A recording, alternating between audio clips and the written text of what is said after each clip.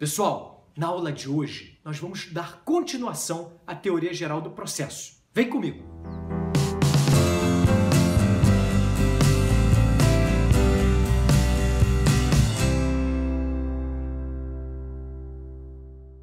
Vamos falar agora sobre litisconsórcio. O litisconsórcio está no artigo 113 do NCPC. E é importante a gente entender bem esse conceito, que é nada mais do que a pluralidade de partes, sejam no polo passivo ou no polo ativo, ou nos dois, que é exatamente um dos tipos existentes. Então tem o litisconsórcio ativo, onde temos mais partes no polo ativo, litisconsórcio passivo, onde temos várias partes no polo passivo, e o misto, temos várias partes, tanto no passivo quanto no ativo. Temos ainda o litisconsórcio facultativo ou necessário. Facultativo, as pessoas optam por tentar ingressar esse processo em conjunto, e no necessário é uma condição obrigatória. Temos também as espécies do litisconsórcio, que seria o simples, unitário e o multitudinário. O que é o simples? As decisões do juiz não precisam ser idênticas. O que é o unitário? As decisões, aí sim, precisam ser idênticas. E no multitudinário, o juiz decide, por exemplo, quando tem muitos litisconsórcios, segregar, desmembrar o processo em mais de um. Pessoal, vamos falar agora das formas de intervenção de terceiro. Temos basicamente duas formas. Uma é a provocada e a outra é a voluntária. Na voluntária, o terceiro espontaneamente se apresenta ao processo. Por exemplo, assistência e oposição.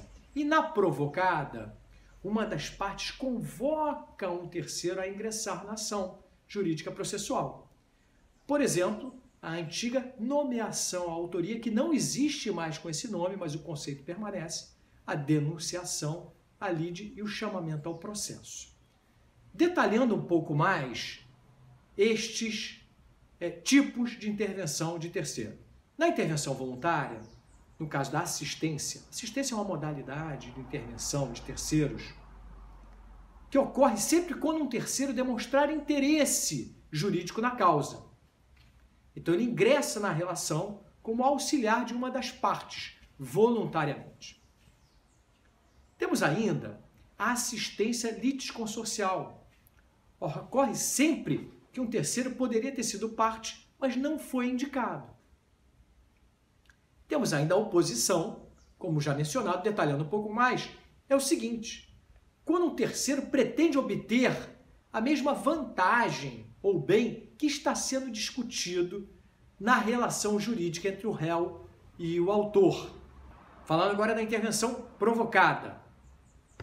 Novamente, nomeação da autoria não existe mais com esse nome, mas a gente tem os conceitos presentes no artigo 338 e 339 do NCPC. Ocorre sempre que um detentor da demanda está indicado erroneamente.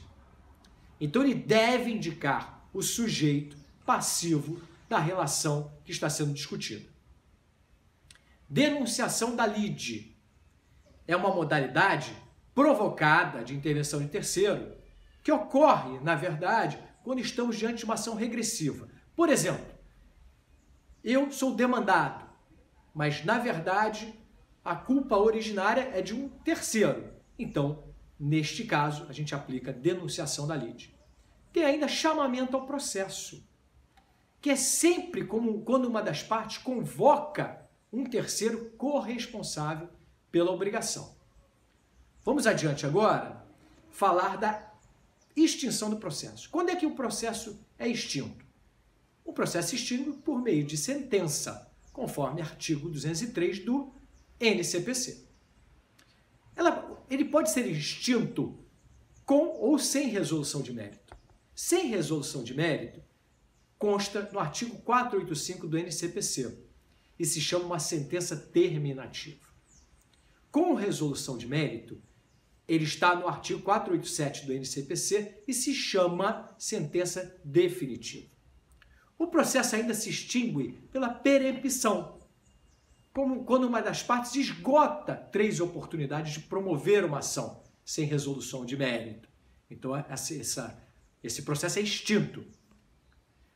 A litispendência também pode encerrar o processo, porque quando temos duas ações idênticas, com as mesmas partes, causa de pedir e pedido, uma das ações deve ser extinta sem resolução de mérito. E só vamos pegar um detalhe aqui para a gente finalizar, que é que no Brasil a gente usa a teoria eclética. Faltando qualquer condição para a ação, ela deve ser extinta sem resolução de mérito. Ok? E cuidado no 485, no inciso 4 e 5, porque ele trata da diferença entre desistência e renúncia. Ok, pessoal? Ficamos aqui por hoje. Obrigado. Pessoal, eu sei o quanto é difícil a vida de estudante, trabalhador, uma correria danada, o tempo é muito curto. Então eu estou produzindo uns vídeos para ajudá-lo nas provas, nos concursos, vídeos mais curtos, com a mensagem mais direta.